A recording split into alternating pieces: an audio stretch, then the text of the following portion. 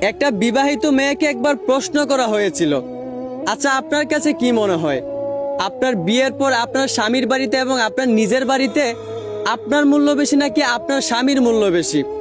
তখন ওই বিবাহিত মেয়েটা প্রশ্নের উত্তরে বলেছিল, আমার কাছে মনে হয় আমার চেয়ে আমার স্বামীর মূল্যই সব জায়গায় অনেক বেশি। কারণ আমি দেখেছি, আমি আর আমার স্বামী যখন আমার স্বামীর বাড়িতে খেতে বসতাম, তখন দেখতাম আমার শাশুড়ি মাছের বড় পিসটা আমার স্বামীর প্লেটে দিত। ভাবতাম হয়তোবা তার নিজের মা বলে, কিন্তু তারপর যখন আমি আমার নিজের বাবার বাড়িতে খেতে বসতাম, তখনও দেখতাম আমার নিজের মাও মাছের বড় পিসটা আমার স্বামীর প্লেটে দিত।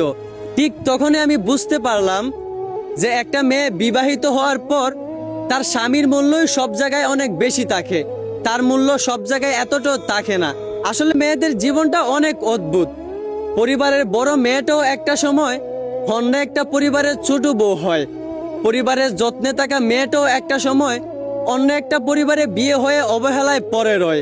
বাবা মায়ের আদরের রাজকন্যাটাও একটা সময় অন্য একটা পরিবারে বিয়ে হয়ে চাকরানি হয়ে রয়।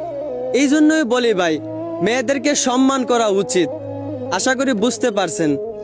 ধন্যবাদ।